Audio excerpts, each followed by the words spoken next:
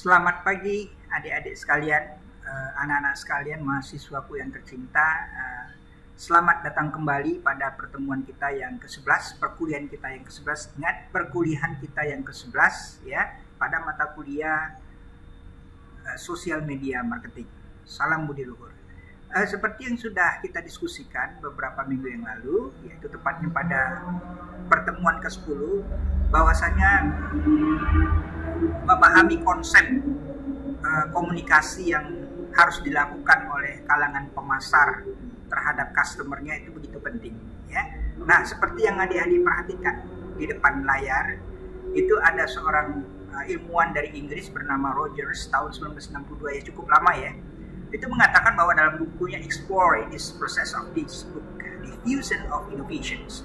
Dari kata-katanya cukup menarik ya. Jadi ini bagaimana informasi itu disebarkan melalui proses inovasi yang baik. Jadi kalau judul kita ini merupakan judul yang bagaimana upaya penyebaran informasi kepada konsumen, nah inilah salah satu ilmu yang dikeluarkan oleh Rogers. Beliau ini mengatakan bahwasanya bagaimana informasi disebarkan kepada konsumen melalui media sosial, melalui face to face atau melalui orang lain, itu merupakan suatu teori sendiri di mana penggagasan tersebut bisa dilakukan dari berbagai macam cara. Dan kemudian dikemukakan oleh Heather and Krebs pada tahun 2004, nggak begitu lama ya, beberapa tahun yang silam, juga mengatakan seperti itu. Tidak saja media sosial, tapi juga orang ke orang itu bisa merupakan suatu media yang cukup baik, mediasi yang cukup baik dalam menyebarkan informasi. Maka perlu dibentuk yang namanya information community, jadi semacam komunitas informasi. Nah, para ilmuwan mengatakan bahwasanya informasi itu bisa disebarkan melalui suatu proses inovasi yang disebut dengan diffusion of innovation. Prosesnya adalah pertama melalui kesadaran diri sendiri, kemudian adanya rasa minat yang disebut dengan interest, dan kemudian evaluasi. Sampai seberapa jauh sebenarnya minat masyarakat, minat si penjual itu sendiri untuk mau menyebarkan informasi. Ya. Kemudian lakukanlah uji coba. Dan perlu kita mengadopsi bagaimana berbagai macam rencana, strategi, taktik yang sudah dilakukan para kompetitor, sehingga informasi yang ingin kita lakukan atau ingin kita rencanakan, apalagi melakukan promosi produk, itu bisa terlaksana dengan baik. Nah, asumsi-asumsi ini penting di dalam kehidupan berbisnis, gitu ya. Kemudian contoh merek terkenal di dalam pemasaran dunia sosial media ini banyak sekali yang pernah kita temui ya. Salah satunya dalam media sosial berupa perangkat komputer bernama iPad, gitu ya. Tahun 2010 itu merupakan tahun di mana gencar-gencarnya iPad itu melakukan promosi, di mana mereka mendengungkan ya, seolah-olah perangkat yang namanya iPad ini merupakan perangkat terkini, termodern, dengan layar 7 inch minimal gitu ya, mampu untuk menggugah konsumen untuk bebas, lepas, dan mudah, dengan sangat mudah ya, menyebarkan informasi atau menerima informasi dari apa yang mereka inginkan gitu ya. Kemudian teknologi tablet ini yang kita sebut dengan iPad ini itu begitu dikenal tanpa terasa secara universal, juga merupakan suatu produk yang bisa dipercaya. Mereka menyebutnya adalah kita sebut trusted product ya. Ini merupakan proses yang dikemukakan oleh Rogers. Dia mengatakan inovasi penyebaran informasi itu prosesnya bisa melalui beberapa cara. Kalau zaman itu dikatakan web 1.0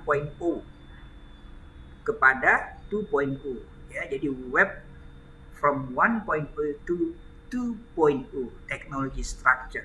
Jadi juga memerlukan adanya semacam infrastruktur teknologi berupa web ya. Jadi jaringan yang kemarin secara manual, sekarang semuanya serba digitalisasi ya.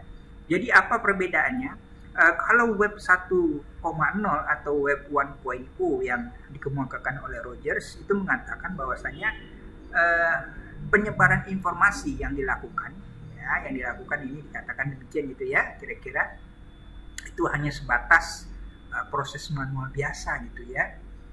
Misalnya saja melalui sosial media berupa perubahan perilaku gitu ya.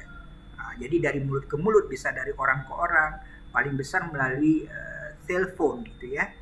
Nah kemudian perkembangan itu terus berlanjut dengan perkembangan teknologi yang ada di mana penggunaan sosial media itu dibalut kembali dengan proses yang disebut dengan online interactivity, suatu proses komunikasi antar orang banyak gitu ya melalui proses online. Nah ini disebut dengan Web 2.0, jaringan 2.0.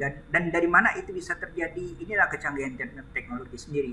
Dan mulai detik ini hingga yang sekarang kita kerjakan adalah ini diskusi kita atau perkuliahan kita melalui online, melalui daring atau dalam jaringan, atau sering juga kita sebut adalah pembelajaran secara online gitu ya. Nah, ini semuanya adalah upaya untuk memperbaiki teknologi structure dalam rangka meningkatkan modernisasi penggunaan sosial media di tengah-tengah konsumen ya. Nah, apa sih sebenarnya sosial media dari Web 2.0? Kaplan Handler mengatakan bahwasanya ini merupakan penggunaan sosial media yang di dalamnya menggunakan aplikasi-aplikasi berbasis internet, jadi internet-based application that build on the ideological and technological foundation. Jadi berbasis kepada pondasi atau pijakan-pijakan yang sifatnya sangat teknologi dan ideologis, sehingga membiarkan setiap orang terus mengembangkan berbagai kreasi dan inovasi ya. Salah satu yang paling dekat ya di era tahun 2009 adalah Facebook. Saya ingat sekali Facebook ini banyak sekali orang menggunakannya karena fitur-fitur gambar yang bisa dimanfaatkan melalui Facebook ini bisa menyebabkan orang ketagihan gitu ya. Kemudian diiringi pula dengan perkembangan di era tahun 2010-an yaitu YouTube, di mana banyak sekali orang mengembangkan berbagai macam konten-konten menarik melalui YouTube ini. Salah satunya adalah bisa bermain game, kemudian bisa bermain Warcraft as a World and Warcraft ya. Kemudian ada lagi game-game Umbrella, serta sekarang banyak sekali para sinias-sinias untuk memproduksi film-film luar biasa yang berteknologi canggih itu menggunakan media sosial YouTube sebagai promosi ya. Nah, kemudian ada beberapa lagi teori yang dikemukakan oleh Peirce tahun 2009 bahwasanya sebenarnya media massa ini dapat didefinisikan sebagai suatu media secara keseluruhan berbasis teknologi yang menginginkan setiap komunikasi apapun itu melalui berbagai macam jaringan media atau mediated channel. Jadi berbagai jaringan yang memang sudah termediasi dengan baik gitu ya. Salah satunya adalah Facebook tadi, ya, YouTube dan segala macam ya. Nah, tapi penggunaan daripada sosial media di tengah tersebut adalah mengalami berbagai macam pandangan. Ada yang pro dan ada yang kontra. Ada yang senang, ada yang tidak senang. Yang pro mengatakan bahwasanya penggunaan sosial media yang begitu cepat itu bisa memungkinkan adanya kegiatan komunikasi yang lebih efisien, khususnya untuk meraup massa yang begitu banyak.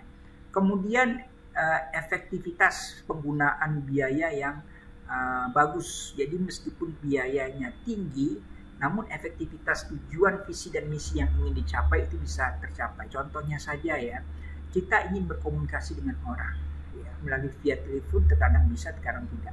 Tapi kalau telepon itu tidak bisa menggunakan audio visual. Tapi dengan menggunakan internet tertentu, apakah itu melalui YouTube, yang penting kita memiliki infrastruktur berupa jaringan internet yang stabil, maka apapun informasi yang kita inginkan bisa tercapai dengan baik. Kemudian disseminate itu penyebaran dari jumlah produk informasi yang bisa dimanfaatkan, disebarluaskan kepada masyarakat dengan lebih cepat gitu ya. Kemudian bisa dilakukan pengawasan yang lebih ketat melalui media-media yang sudah kita gunakan. Namun ada beberapa pendapat yang tidak setuju begitu ya, mengatakan bahwasanya ini terlalu personalized, terlalu pribadi ya. Jadi orang lain itu seolah-olah tidak bisa mengakses gitu ya. Kemudian ini bisa menghambat ya, menghambat terjangkaunya konsumen dalam mengakses gitu ya.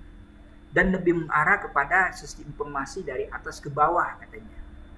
Serta low likelihood itu artinya sangat sedikit orang yang masih memahami penggunaan media digital ini untuk berkomunikasi. Nah sebenarnya itu salah ya, diiringi dengan perkembangan zaman mereka yang masih gagap teknologi atau karena tidak tahu, ini menjadi suatu tantangan, justru mereka harus berbenah dan harus mengetahui. Nah jadi di sini ada beberapa key takeaways, jadi beberapa kata kunci yang bisa kita manfaatkan, bahwasanya salah satunya yang paling besar adalah strategi difusi ini itu bisa menyebarkan informasi dari berbagai macam cara, dari berbagai macam kegiatan ekonomi seperti kegiatan produksi, konsumsi, bahkan pengambilan laba sekalipun ya. Nah, sekarang bagaimana dengan sosial media tersebut kita bisa melakukan mengambil berbagai macam interaksi dari orang ke orang gitu ya, sehingga nanti akan menjadi community sendiri yang sangat bermanfaat bagi kalangan pemasar, di mana dengan memanfaatkan media sosial ini banyak komunitas akan menjadi membership, keanggotaan yang akan berlangganan, dan ini akan menjadi keep in touch, komunikasi terus antara penjual dengan pembeli. Kemudian bisa saling sharing beragam macam experience, emotional experience. Jadi keluh kesah apa yang sering terjadi bisa langsung didapat melalui komunikasi secara digital karena dia lebih cepat dan segala macam. Kemudian mampu untuk bisa komunikasi sekaligus mempengaruhi secara emosional antara penjual dan pembeli di saat itu juga, pada saat yang bersamaan gitu ya. Kemudian adanya pemenuhan kebutuhan yang diinginkan. Nah inilah pentingnya kita ada komunitas gitu ya. Dengan terbentuknya komunitas tentunya nanti akan terbentuk pula pola pembelian dan bahkan penjualan yang baru dan canggih. Sehingga nanti diperlukan pula adanya perubahan perilaku dan kekuatan dari masing-masing pihak untuk membentuk jaring kerja sosial gitu ya. Jaring kerja sosial itu penting karena informasi itu bisa didapat dari orang ke orang, kemudian dari sesama member, dari sesama rekan kerja. Nah, kira-kira beginilah yang akan kita dapatkan ya apabila proses sosial media marketing yang dilakukan itu bisa dicapai. Ini seolah-olah kita akan berjabat tangan dengan orang lain ya, saking kita sudah akrab gitu ya.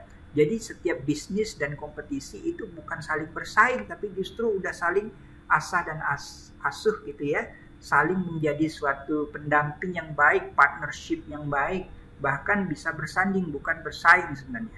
Makin ke atas sebenarnya adalah makin sulit bagaimana mencapai tingkat kepuasan konsumen. Itu perlu adanya yang kita sebut adalah kepercayaan ya. Kemudian bagaimana tingkat relationship atau hubungan kita dengan orang lain.